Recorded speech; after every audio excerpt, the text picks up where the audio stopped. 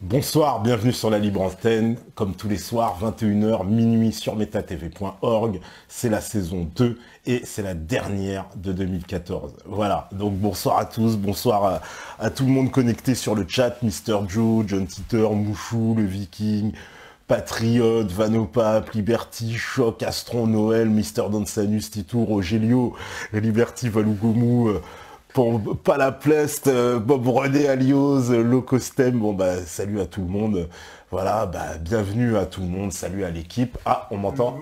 Ah ouais, voilà, on me dit qu'il n'y a pas le logo, donc on est parti un peu en catastrophe, et voilà, il n'y a pas le logo derrière, et évidemment, c'est vrai, sans le logo, voilà, on va pas savoir que c'est MetaTV, on va encore se faire prendre les vidéos, voilà, hier, avec le logo. Ça le fait plus. Bon, en tout cas, voilà, on me dit, ah, il est classe et tout. Bon, merci, c'est la petite touche, quoi. On a fait exprès. C'est quand même la dernière de 2014. Il fallait un peu marquer le coup, hein, on va dire. Hein, donc, puisque cette saison a commencé, donc le 11 septembre. Voilà, ça fait l'occasion, on va dire, de faire un débrief un peu de la... Allez, on va dire, on est presque au tiers, quasiment... le premier tiers qui vient de passer, quoi. Il reste encore 2 tiers.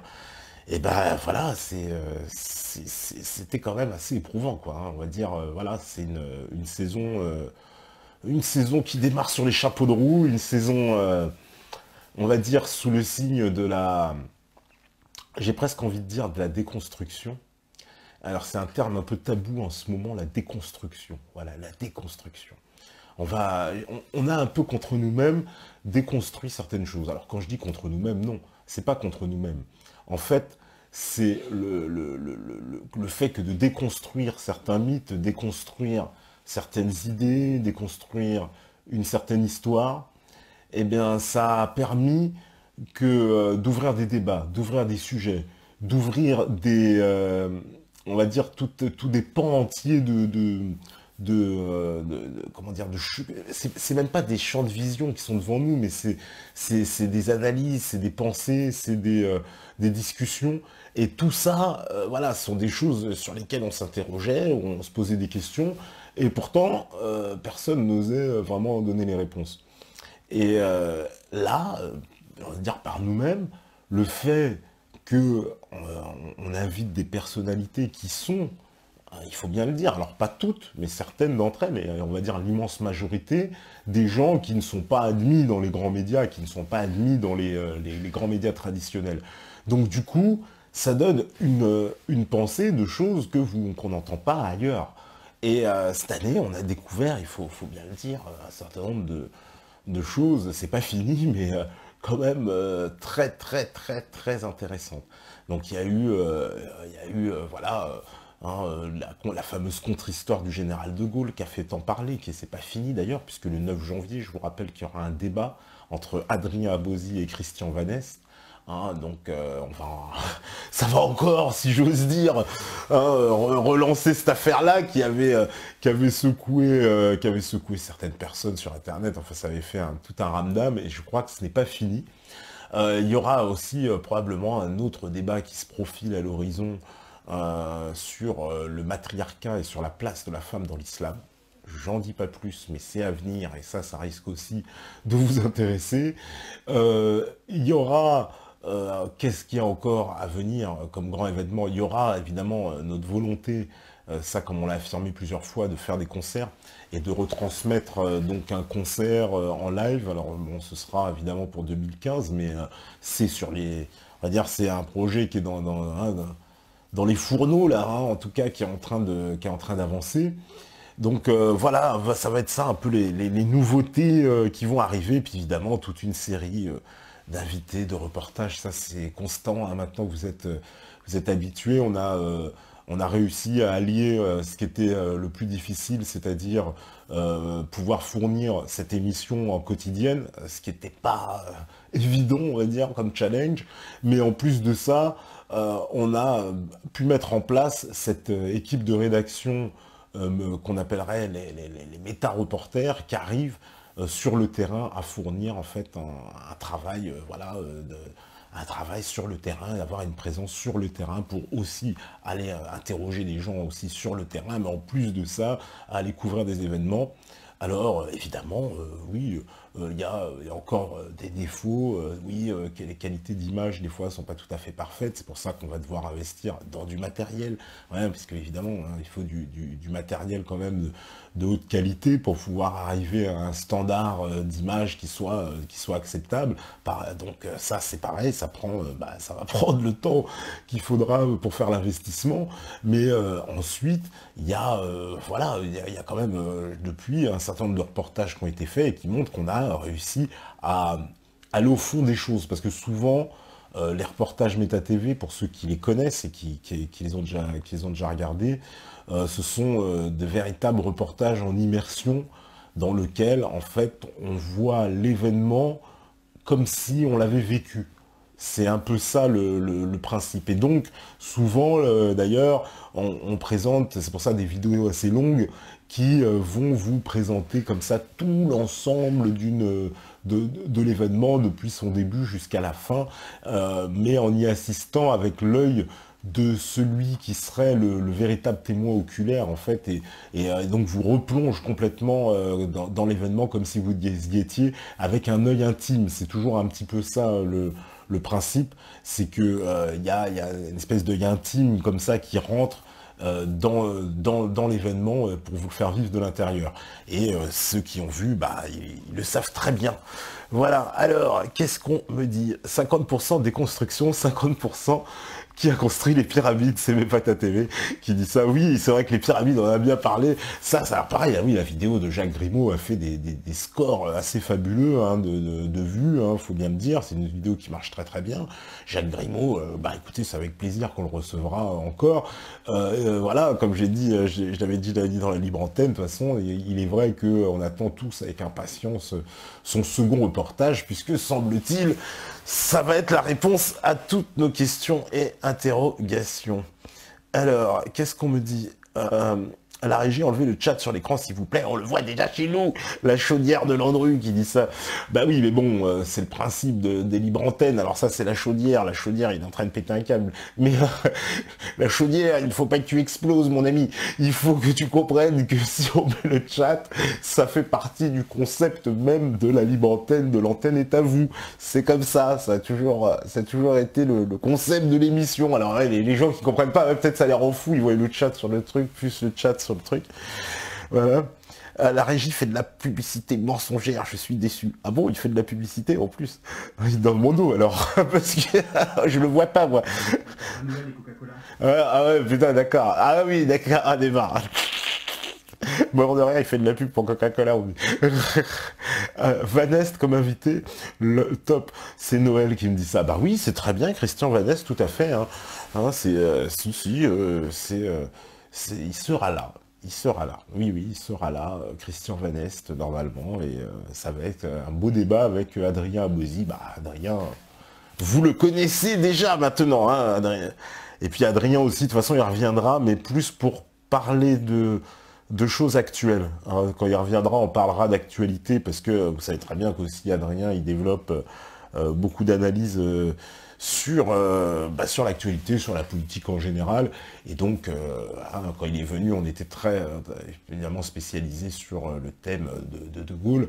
Mais il eût été intéressant qu'on abordât aussi certains sujets, et on va y remédier, n'est-ce pas, Adrien? Si nous écoute, on lui passe le bonjour aussi. Alors, qu'est-ce que vous me dites? Le tout-puissant ministre saoudien de l'énergie se dit prêt à laisser chuter le baril jusqu'à 20 $. Il exprime pour la première fois sa crainte de voir les États-Unis et le Canada lui prendre les parts de marché. Haha, c'est Bryce Van qui dit ça, effectivement, ouais. Situation... Ah, le micro il est tombé, on me dit ça. Ah là là, ça tient pas ce truc-là. Voilà.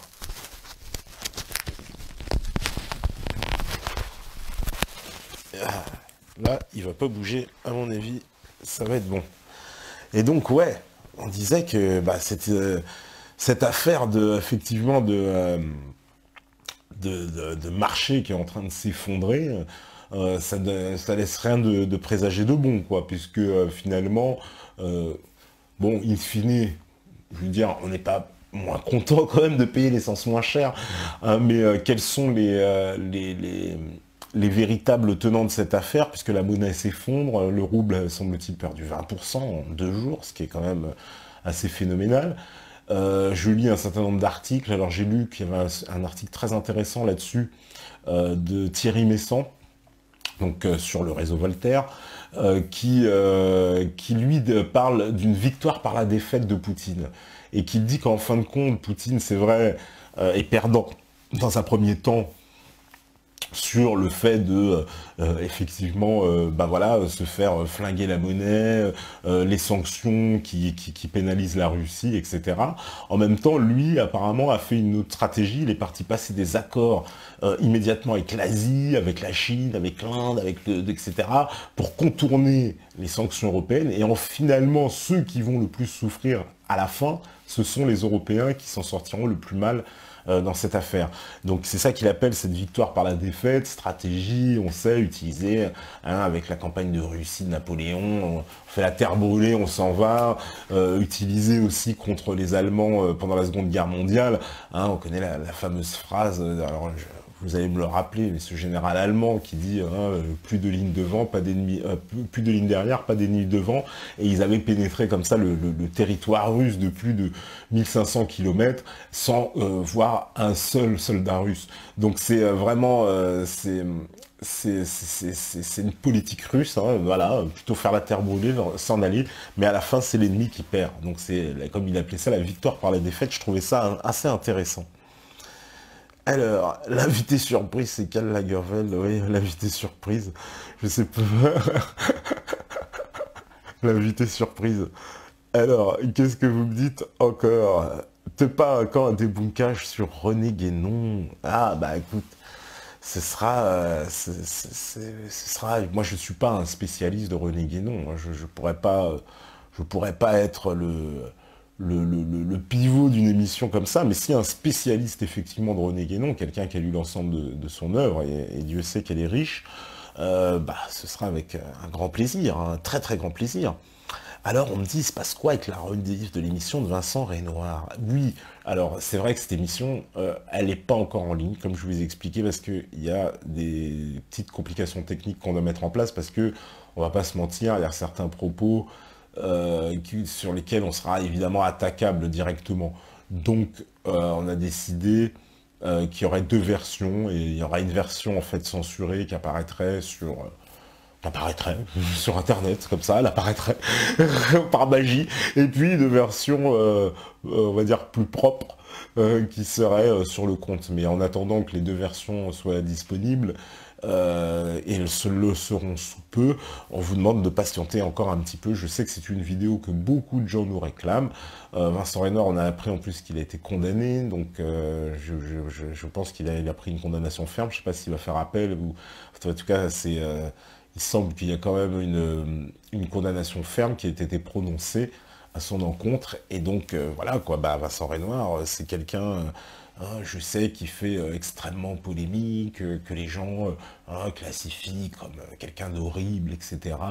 Mais voilà, nous, on prend toujours le parti de dire ce qu'on a dit depuis le début, qu'on s'intéressait à toute forme d'opinion, qu'on était le seul espace de liberté d'expression dans lequel peuvent cohabiter les pensées les plus contradictoires, comme on l'a démontré. Et je pense que cette saison, en tout cas cette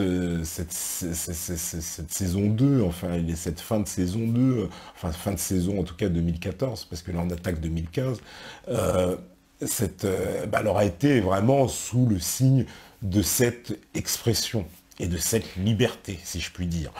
C'est-à-dire qu'à un moment donné, on a quand même montré de quoi, eh ben oui, on était capable de faire passer des gens. Alors après, ça plaît pas, je sais, on reçoit des tonnes de messages de gens qui sont pas contents, plus ou moins, etc., ou qui comprennent pas. Et puis souvent, quand on leur répond, ils comprennent, parce que ils ne voient pas le côté des choses. Comme je dis, moi j'explique aux gens, il n'y a pas de liste de Cohen à Meta TV, parce que c'est bien beau d'aller cracher sur Patrick Cohen, comme on l'a vu, et que tout le monde s'acharne sur lui en disant il a fait une liste, mais moi, les mêmes personnes me demandent de faire des listes.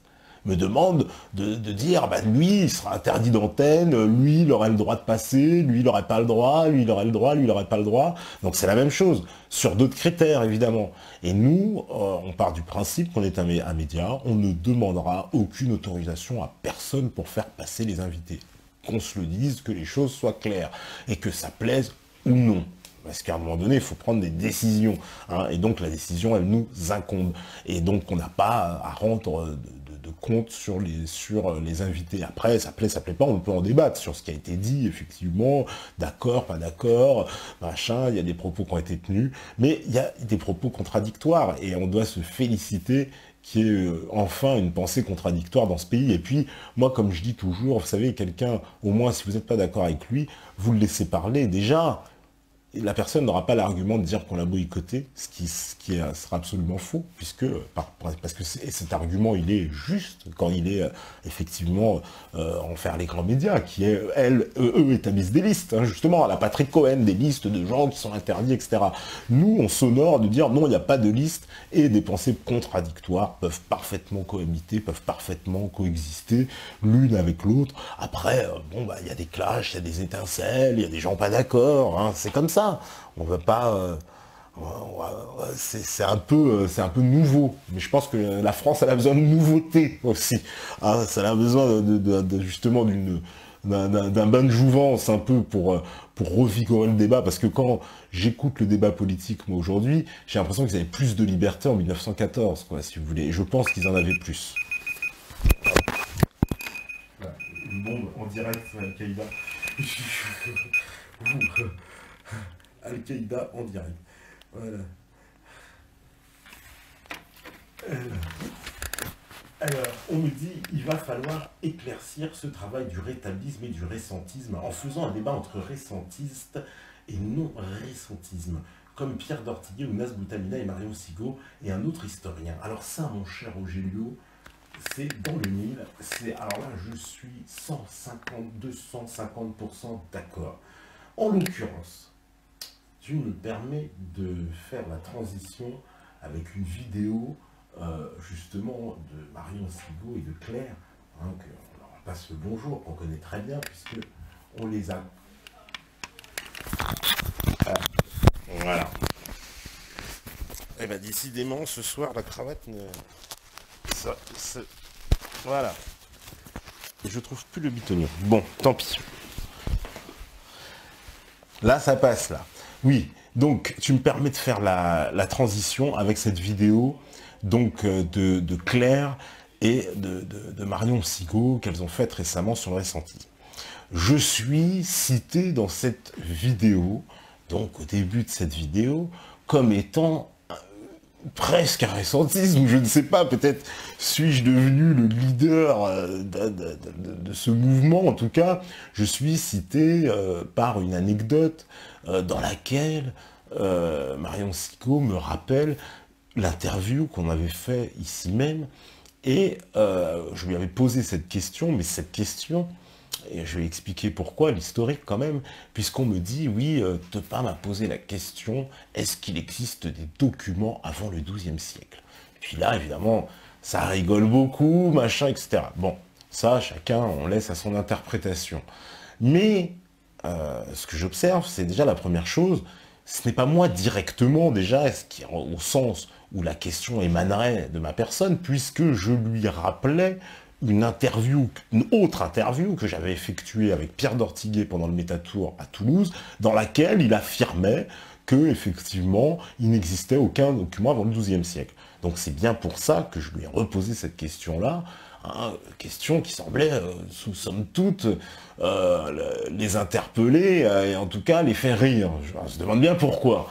Mais alors déjà, je trouve effectivement qu'il faut remettre les choses à leur place, évidemment, puisque c'était pas moi directement qui lui avais posé la question, mais c'était bien dans le contexte de l'interview avec Dortiguet. Mais bref, j'aurais pu aussi lui poser la question. Mais ce que j'observe, en regardant à la vue de cette vidéo, qui dure quasiment 1h30, c'est que elle nous présente des documents, certains documents. Le problème, c'est qu'il n'y a aucun document présenté qui est antérieur avant le XIIe siècle. Alors je comprends pas, puisqu'on me présente des documents en me disant, oui, ben voilà, il y avait des documents, celui-ci date de 1340, celui-ci date de 1316, d'accord. Alors, c'est d'accord, mais ils sont où les documents avant le XIIe siècle? Alors, ils sont où ces fameux documents? Et là, moi, c'est pour ça que je suis tout à fait d'accord avec Rogelio, j'aimerais pouvoir, parce que moi, je ne suis pas historien, je ne suis pas leader de quelconque mouvement récentiste ou déconstructiste ou tout ce que vous voulez. Non, je m'interroge sur les travaux contradictoires de gens, puisqu'il y a des gens qui m'affirment il existe tout, et d'autres qui me disent il n'y a rien. Alors moi j'aimerais bien les confronter, puisque chacun est spécialiste dans son domaine. Nas Boutamina, il est venu, il nous a dit quoi? Il nous a dit des choses qui me paraissent, à mon sens, très très très logiques. Avant le papier, on écrivait sur quoi? Et si on n'écrivait pas sur le papier, donc puisque le papier, on sait très bien et on peut identifier son historique, comment il arrive hein, dans le monde arabe, puis après il se transmet dans le monde européen, on connaît l'historique du papier, de la fabrication du papier, puisqu'il nous l'a expliqué ici. Donc avant, comment il faisait, alors on m'a dit les papyrus, mais les papyrus, c'est pareil, quand vous allez chercher ce qu'étaient les papyrus, vous voyez que c'était le pharaon qui avait le monopole des papyrus, et donc les papyrus étaient utilisés exclusivement, donc on va dire par la monarchie égyptienne, c'était pas du tout un bien de consommation. Donc, sur quoi ils ont écrit, c'est quoi? Alors, vous savez, il y a toujours ces espèces de reportages historiques dans lesquels on nous a bercé avec une idée que l'on ait pu avoir des livres à une certaine époque, et en particulier quand on vous montre des reportages sur l'époque de la Bible, vous voyez des gens en train d'écrire sur des livres, etc., etc. Et tout ça, en fait, est une aberration. C'est un anachronisme absolu, mais qui est passé dans l'inconscient collectif, si bien que lorsqu'on réfléchit avec le bon sens, on se dit mais s'ils n'avaient pas les livres avant, et quand vous vous renseignez, vous voyez que on écrivait sur des pots à partir du IIe siècle. Ah bon? Sur des pots à partir du IIe siècle, mais Platon c'est moins 300. Ça voudrait dire déjà qu'on ait pu conserver au moins les œuvres de Platon pendant 500 ans sur d'autres supports que ces fameuses pots qui feront office ensuite de parchemin. Mais alors sur quoi? Sur des pierres? Sur quoi? Et c'est là que ça va plus. Donc moi, j'ai envie de confronter ces gens-là, et effectivement, qu'il en ressorte quelque chose, parce que s'il y a eu un mensonge, et pourquoi il n'y aurait pas eu de mensonge? Après tout, c'est possible, puisqu'on nous a expliqué, et personnellement, à titre personnel, je connaissais les conditions de cette traduction des œuvres arabes en langue latine au moment de la prise de Tolède. Si, à ce moment-là, il faut bien comprendre, il s'agit d'un très petit nombre de personnes, hein, et c'est parfaitement possible que dans ce très petit nombre de personnes, eh ben, on ait décidé de copier ces œuvres et d'en cacher la paternité. Et pourquoi pas d'avoir au passage inventé des auteurs et toute une mythologie, finalement, cette mythologie grecque hein, que nous chérissons tant, ben, on a inventé une mythologie de leur histoire qui allait avec. Allons savoir, pourquoi pas?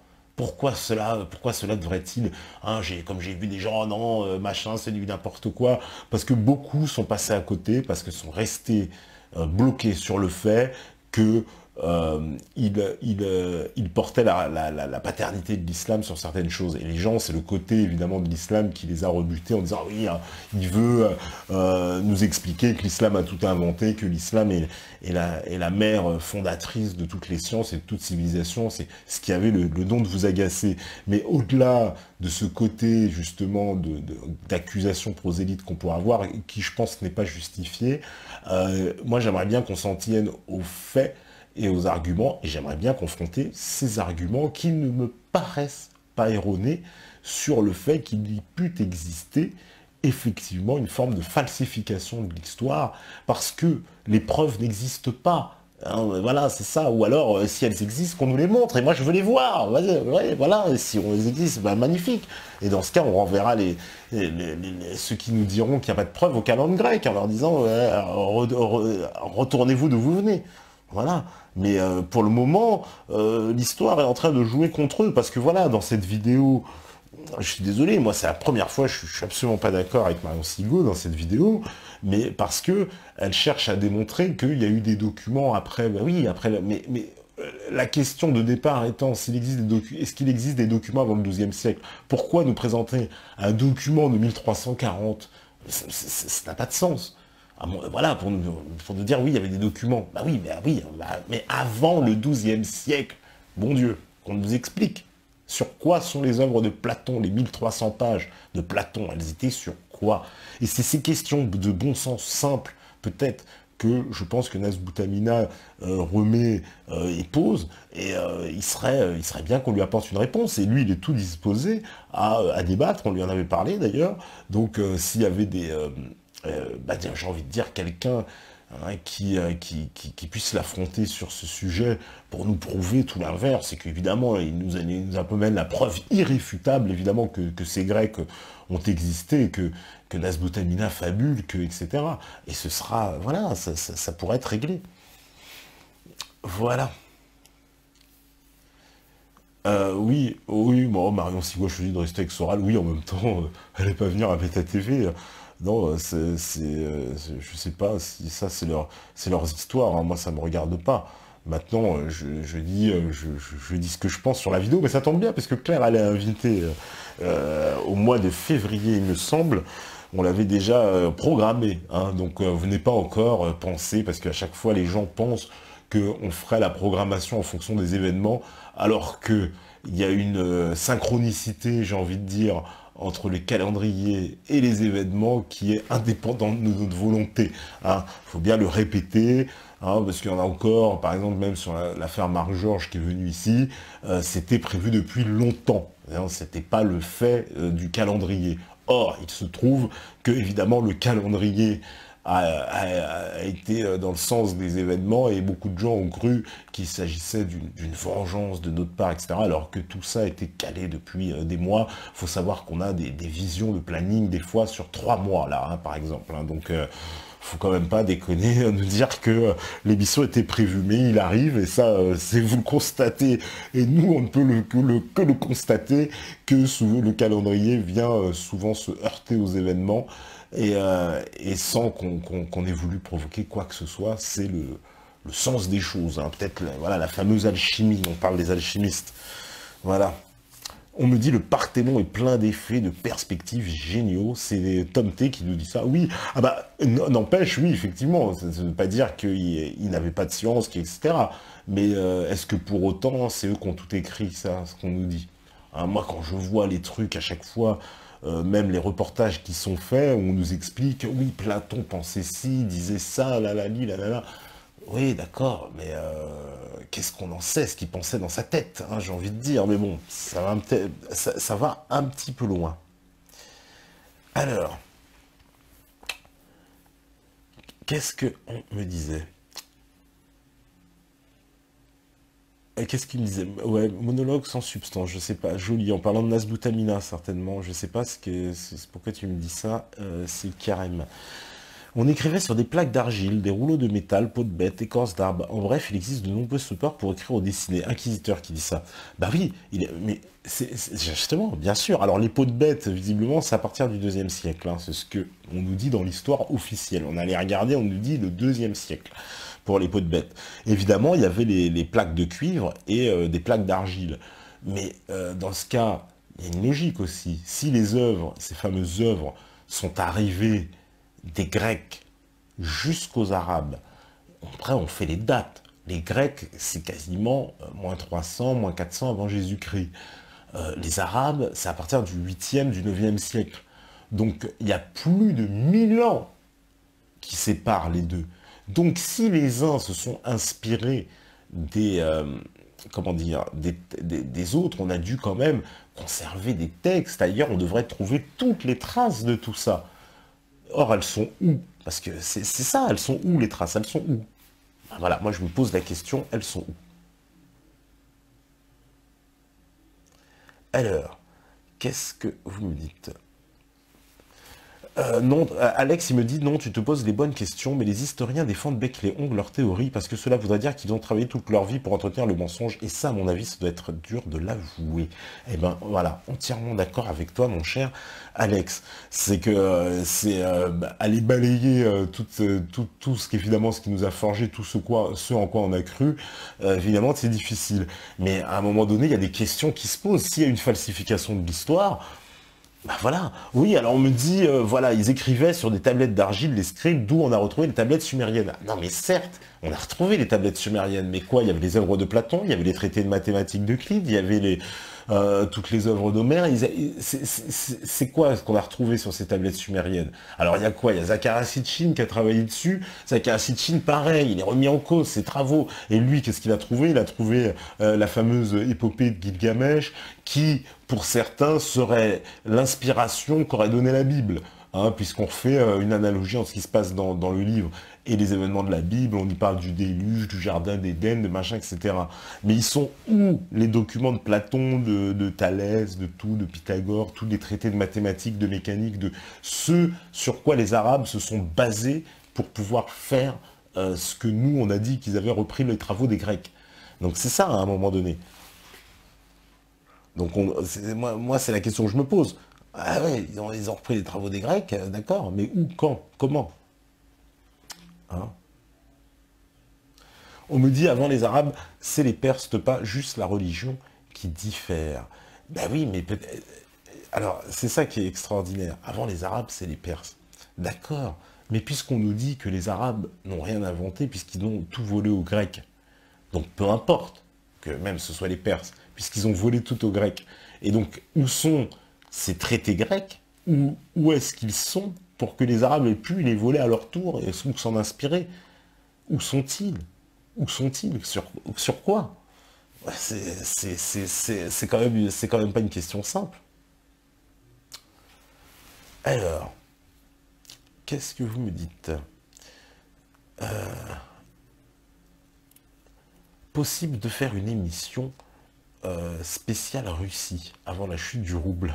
C'est Claude Ratignier qui nous dit ça. Bah, Claude Ratignier, en plus, l'homme le plus informé de la métasphère. Hein. Bah écoute, j'aimerais bien moi faire une émission spéciale, effectivement. Je suis en train de voir si c'est possible, mais pour le moment, on a un planning qui est bien chargé. Mais il y aura peut-être une possibilité. Peut-être. Alors, on me dit, il est vrai que certains métanotes vouent un culte secret au tricot de Renoir. Ah bon, carrément. Renoir, il a la côte comme ça avec le tricot. Alors, demandez à Laurent Glosy. Ah, je sais pas pourquoi il me dit ça. Demandez à Laurent Glosy. Peut-être par rapport au texte ancien. Hein. Alors, interpénétration des cultures, mon cher Tepal, sont là les traces. Non, mon cher Louis Sif, c'est trop facile. Les traces. On nous parle de textes qui font 1300 pages. Donc, 1300 pages. Et je parle que d'un auteur, je parle pas de tout le reste. Donc elles sont où les traces? Parce que c'est ça, à un moment donné, il faut être précis. Et sur quoi ils se transmettaient? Parce qu'il me dit, ouais, ils écrivent des tablettes d'argile. Mais il y en avait combien ça passait? Puis comment ça arrivait jusqu'aux Arabes, hein, de Athènes jusqu'aux Arabes? Qu'on nous explique, Et moi, c'est ça, je suis désolé, il y a quelque chose qui n'est pas cohérent. Parce que là, vous m'amenez pas plus de preuves en me disant ça. Oui, ah bah, il y avait... Ça me fait penser ce que dit Faurisson. Oui, il ne faut pas chercher à comprendre comment ça a pu se faire. Si ça a pu se faire, c'est que ça a existé. Voilà. C'est qu'ils ont pu le faire. Et bien là, c'est un peu pareil. Comme il y aurait eu des tablettes d'argile, donc ça prouve que il y avait des écrits. Donc s'il y a prouve qu'il y avait des écrits, ça veut dire que les écrits de Platon sont vrais. Ben non. Je suis désolé, non. C'est pas... C'est un raisonnement, je trouve, qui est vicié. Non, alors, vous voyez, ce qu'on demande à l'un dans le cas, ben là, c'est la même chose. Donc, comme il y aurait eu des écrits à l'époque, ça prouve que tout ce qu'on a écrit et qu'on a dit que c'était à l'époque, eh ben, ça veut dire que c'était écrit à l'époque. Ah ouais? Ben ça, c'est le raisonnement, justement, de l'histoire officielle. Moi, j'attends de voir. Je pose des questions. Après, j'en sais rien, hein, mais je pose des questions. Et le fait de te poser des questions, j'ai l'impression que c'est défaut. Et ben là, déjà, rien que sur ça, ça dérange. Voilà, on me dit les rouleaux de la Torah trouvés en Palestine. Oui, tout à fait, les rouleaux de la Torah trouvés en Palestine. C'est tout à fait vrai, on a trouvé des rouleaux, même dans la communauté de Qumran, le fameux rouleau de la mer morte, hein, qu'on a retrouvé. Donc tout ça est exact. Mais ça ne fait pas l'ensemble de l'œuvre, de ce que représente toute l'œuvre grecque. Vous vous rendez compte? Il ne s'agit pas de quelques rouleaux, là. Alors,